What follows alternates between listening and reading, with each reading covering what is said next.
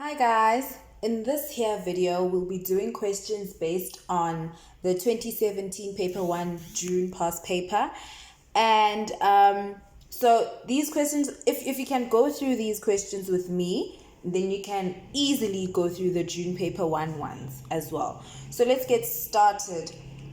Question 1.1, a squared minus a minus 20 is equal to 0. We are just doing what we know how to. So we have a plus 4, a minus 5 is equal to 0. Then a is equal to negative 4 or a is equal to 5. Easy. You know how to do this, right? Question 2, we see that we cannot factorize this, and also the question gives it away. It says your answer must be to 2 decimal places. So you know immediately that you have to use your quadratic formula. And this is it. My over 2a. So y is equal to that. And then you have, now we substitute minus 1 plus minus the square root of 1 squared minus 4 times 6 times minus 2 all over 2a.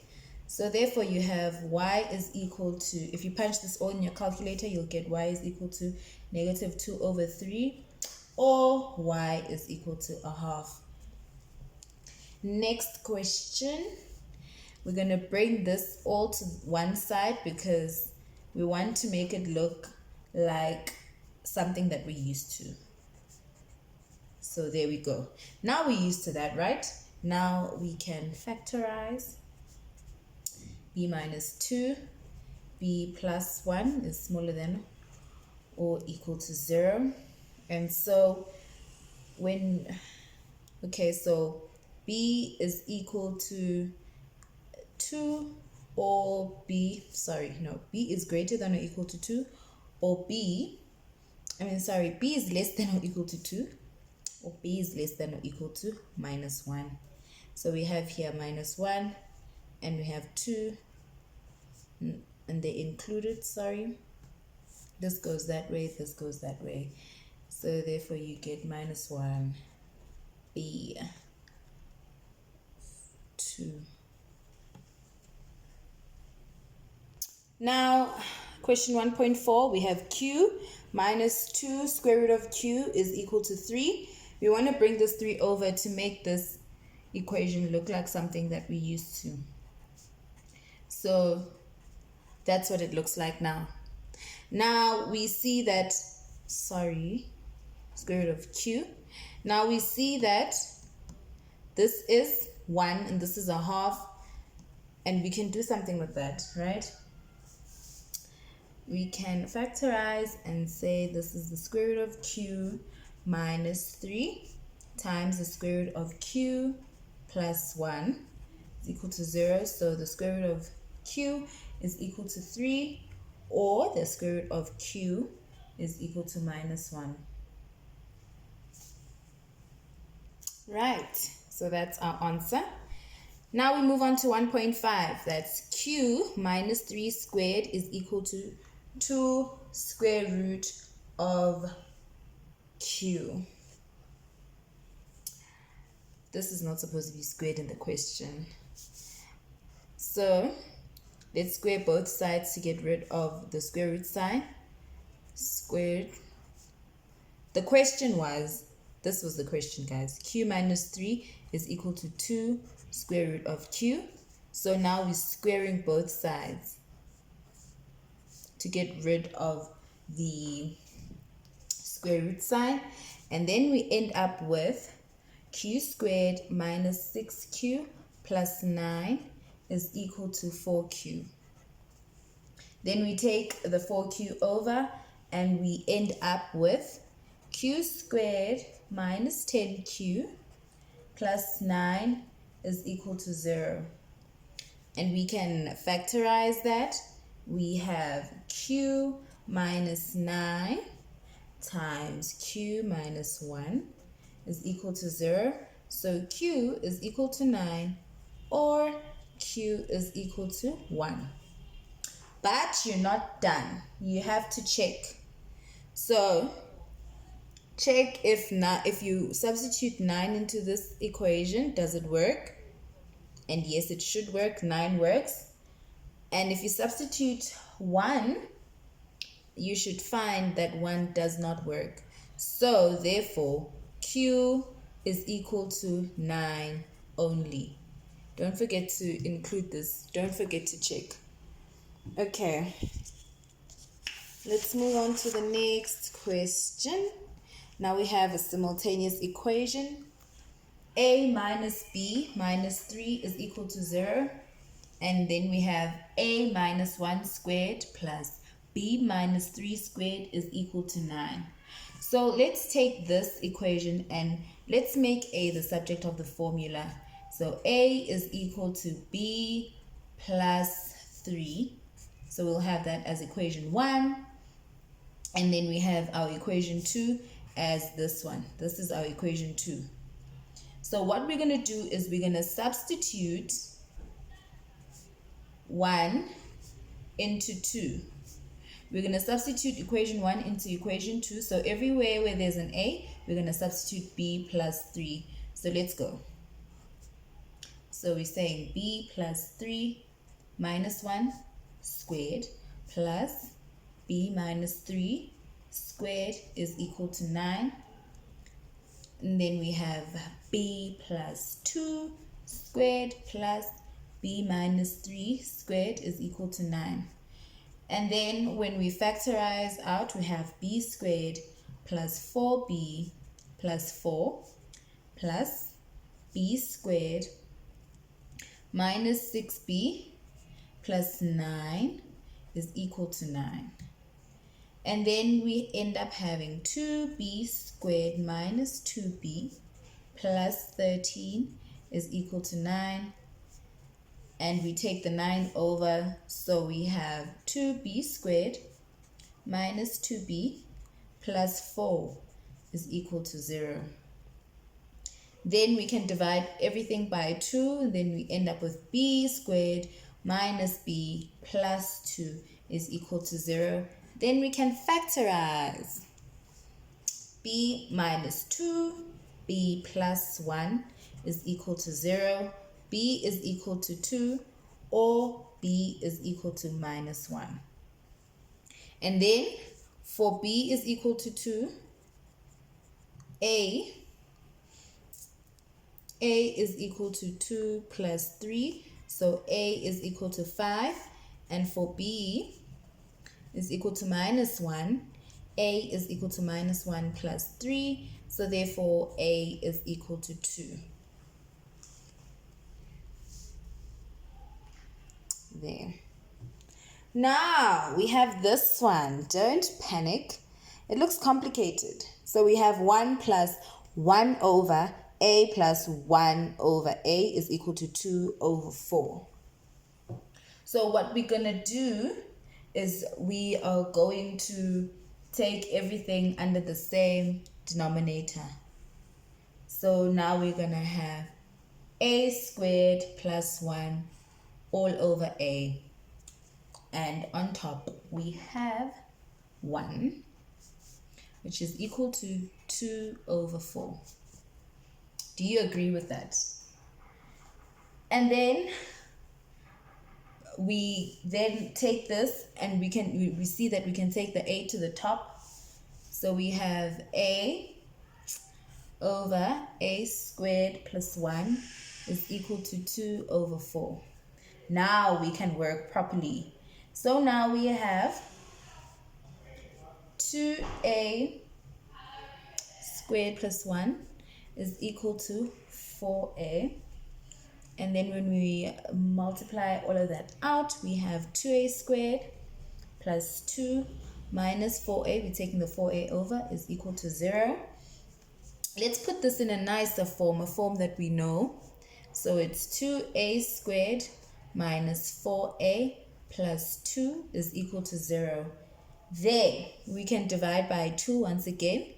A squared minus 2a plus 1 is equal to 0. Finally, we can factorize. So we have a minus 1 and a minus 1, which is equal to 0. So a is equal to 1 or a is equal to 1. And we're done with that. Next question, question 2. Now we've gone on to patterns.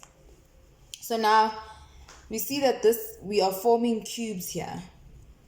So we start with 1, and then we have 4, then we have 9, and here we have 16. What's the next cube? The next cube will be 25. Do you see that this is 1 squared, 2 squared, 3 squared, 4 squared? So this has to be 5 squared, which is 25. And so the next question is find the nth term. So let's first write this out. So we're going to say the pattern is 1, 4, 9, 16. And then here, the difference is 4 minus 1 is 3. And we have here 9 minus 4 is 5. And here 16 minus 9 is 7.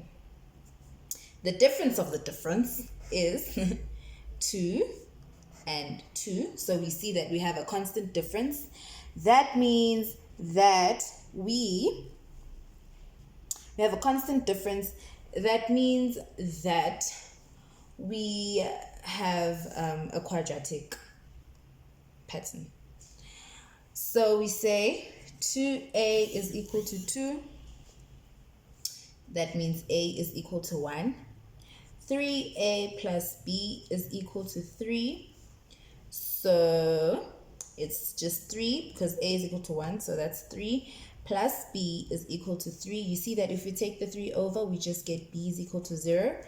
And then we also get that a plus b plus c is equal to 1. So a is 1 plus b is 0 plus c we're trying to find is equal to 1. If we take 1 over, we get that c is equal to 0. So therefore, the nth term is equal to n squared. That makes sense, right? So it says, the next question says, find the term equal to 1,005. The next question says, find the term equal to 15,000. The next question says, find the term equal to 15129. And so we say Tn is equal to the square root of 15129, because Tn is equal to n squared, right? So if we're trying to find which term it is, we just square it, and then we'll get n, and then we get 23. So question 2.2.1 reads, if negative root 3a and root 3 are the first 3 terms of an arithmetic sequence, find a. And so how we find a is we say a minus root 3. So the difference between these two has to be the same because they are arithmetic sequences. So, and then we say root 3 minus a. That's it. And so we say a plus the square root of 3 is equal to the square root of 3 minus a. And then we have that 2a is equal to the square root of 3 minus the square root of 3. So therefore, a is equal to 0.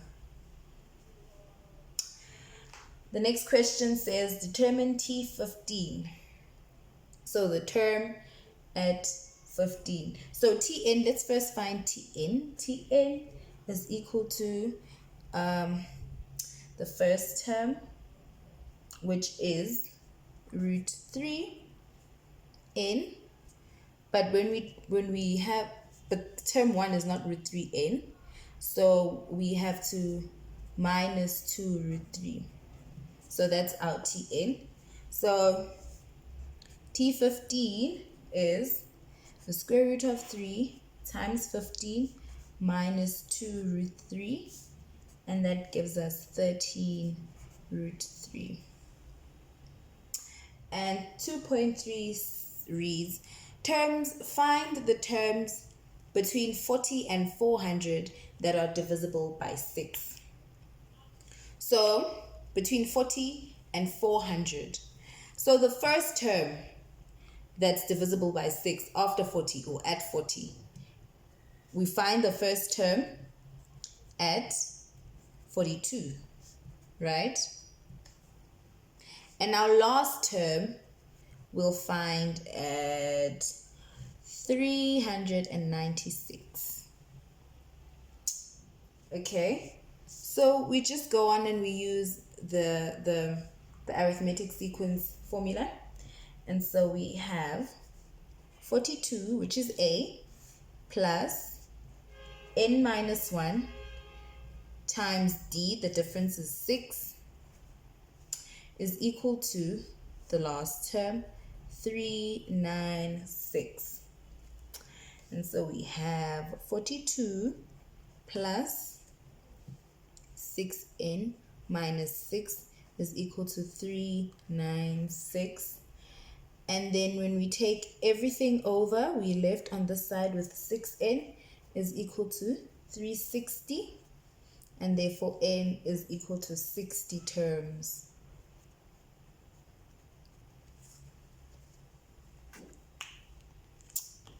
Okay, now we move right along to our geometric sequence. 2.4. So we have 1 over 4, 1 over 8, 1 over 16, 1 over 32. Find the nth term. So firstly, what is A? We have that A is equal to T2 divided by T1, and T3 divided by T2, and T4 divided by T3. So if you do that, you get that A is equal to, that's R. But our A is our first term.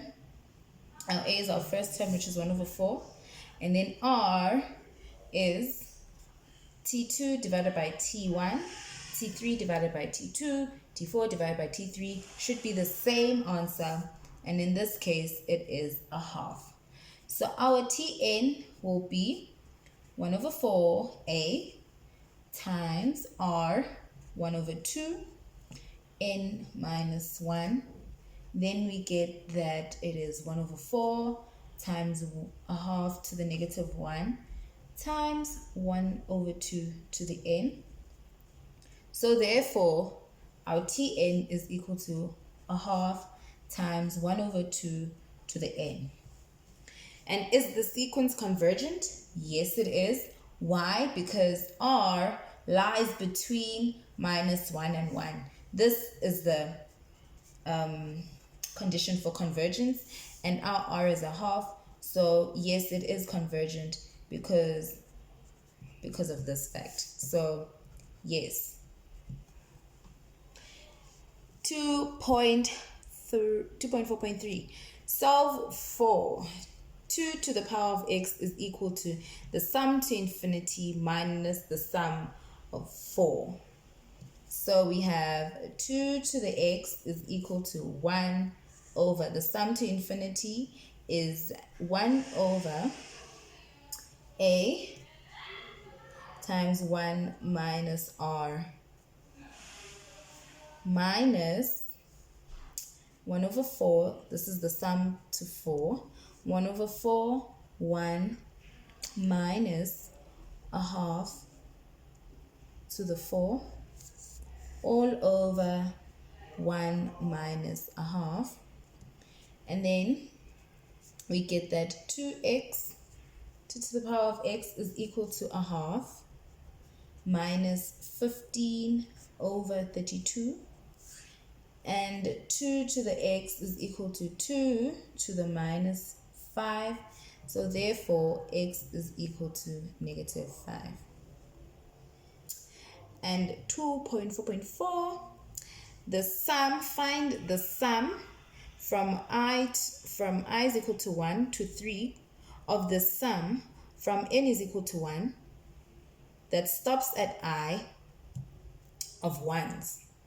So basically they're saying I must find the sum of 1s that stop at I. I stops at 3. Okay, so what I'm saying is 1 plus 1 plus 1 plus 1 plus 1 plus 1, which is equal to 6. Right. Let us move on to functions. Now we have a function g, y plus 4 is equal to x minus 3 squared. And it says find the axis of symmetry. And the axis of symmetry is just simply x is equal to 3. Find the x-intercepts. We find our x-intercepts when we let y equals 0. So here we'll have x minus 3 squared is equal to 4. And then we'll have x minus 3, because we took the square root of both sides, is equal to positive or negative 2. So therefore x is equal to 5 or x is equal to 1. Now we must sketch the graph. Okay, so we know that at 5, 1, 2, 3, 4, 5, and at 1, that's where our graph cuts.